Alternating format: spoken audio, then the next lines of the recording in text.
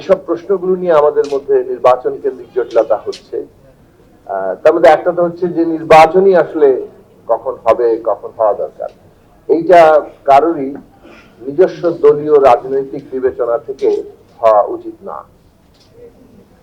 আমাদের দলীয় বিবেচনার ঊর্ধ্বে রাষ্ট্র জাতীয় স্বার্থকে রাখা দরকার।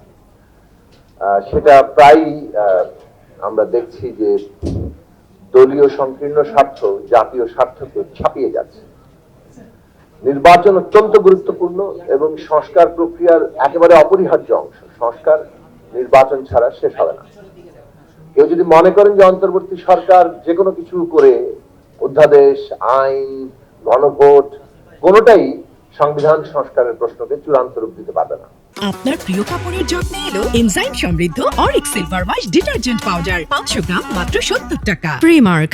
একটা প্রতিনিধিত্বশীল গণতন্ত্রে প্রতিনিধিত্বমূলক ব্যবস্থা কায়েম করেই আপনাকে সংবিধান তৈরি করতে হয় এবং সেটা সংবিধানের পূর্ণতা সেই জায়গাতেই আসবে। সুতরাং এই জায়গাটা খুব গুরুত্বপূর্ণ প্রশ্ন। তর্ক আমরা করতে পারি, কিন্তু তর্কের ঐতিহাসিক জায়গাগুলো দেখলে এখান থেকে ওখান থেকে ছোটখাটো দু একটা উদাহরণ এনে প্রধান ধারার যে দৃষ্টান্ত ঐতিহাসিকভাবে তৈরি হচ্ছে বিভিন্ন দেশে, এমনকি আমাদের দেশেও, সেই জায়গাটা ঠিক করা যায় না।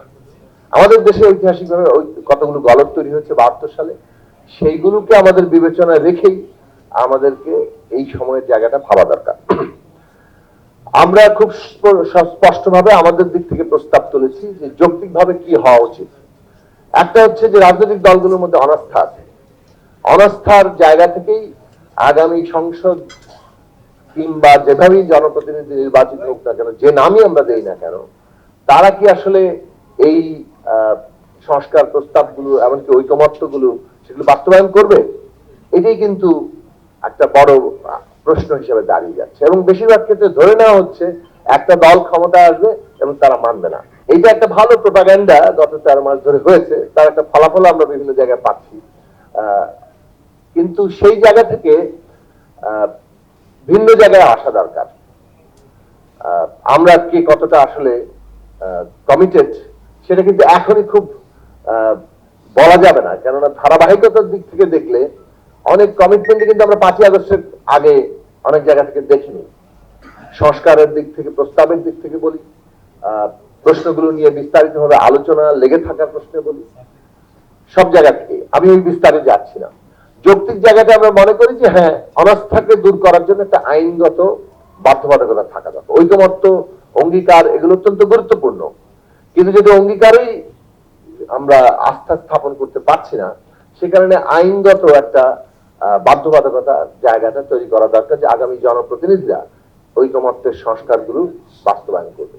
কিন্তু যেগুলো নোট অফ ডিসেন্ট আছে সেগুলোর বাস্তবায়ন কিভাবে হবে? এটা তো কেউ না কেউ, এই নোট অফ ডিসেন্টের মীমাংসা কি, আমরা যেগুলোতে একমত হতে পারছি না সেগুলোর মীমাংসা কি, জনগণ সেটা মীমাংসা করবে না। এর বাইরে তো অন্য কোনো পথ নাই। এর বাইরের পথ হচ্ছে কোনো একটা শক্তি সে ডিটারমিনিংলি হাজির হবে রাজনৈতিক ক্ষমতার কেন্দ্রে। যদি সে নির্ধারক ভাবে ক্ষমতার কেন্দ্রে হাজির হতে হয় যে আমরা যা বলবো সেটাই হবে আগামী দিনের কোর্স অফ অ্যাকশন, তাহলে এটা একটা পথ হতে পারে। সেই পথ গণতান্ত্রিক হবে কিনা সেটা আমরা এখনো নিশ্চিতভাবে জানি না। কাজে নির্বাচন মানে জনগণের অংশগ্রহণের মধ্যে দিয়ে সবাইকে নিয়ে এটা করার সুযোগ আছে, সেটাই গণতান্ত্রিক স্বীকৃত পথ। সেই দিক থেকে দেখলে নির্বাচনের মধ্য দিয়ে আমরা যে জনপ্রতিনিধিরা পাবো তারা ঠিক করবেন, অথবা নির্বাচনে জনগণ ঠিক করবেন কোন দল বিজয়ী হবে, এবং সেই অনুযায়ী নোট অফ ডিসেন্ট কার্যকর হবে। যে দল যেভাবে চেয়েছে তারা যদি সংখ্যাগরিষ্ঠতা পায় নোট অফ ডিসেন্ট গুলোর ক্ষেত্রে, সেটাই তারা কার্যকর করবে। আমাদের মতামত যদি তারা শোনে তো শুনবে, অর্থাৎ কারো মতামত যদি সংখ্যালঘিষ্ঠদের মতামত যদি তারা শোনে সেটা তাদের জেনারসিটি হবে, কিন্তু তারা বেসিক্যালি জনগণের কাছ থেকে রায় পাবে যে তারা যে প্রশ্নে নোট অফ ডিসেন্ট দিয়েছেন সেই অনুযায়ী সেটা করা। এর বাইরে অন্য কোনো মীমাংসার পথ নেই। মীমাংসার আরেকটা পথ আছে, যেটা আমি আবারও বললাম যে বৈপ্লবিক পথ। সেই বৈপ্লবিক পথে যাওয়ার বাস্তবতা কি অবস্থা আছে সেটা রাজনৈতিক দলগুলো বিবেচনা করবে।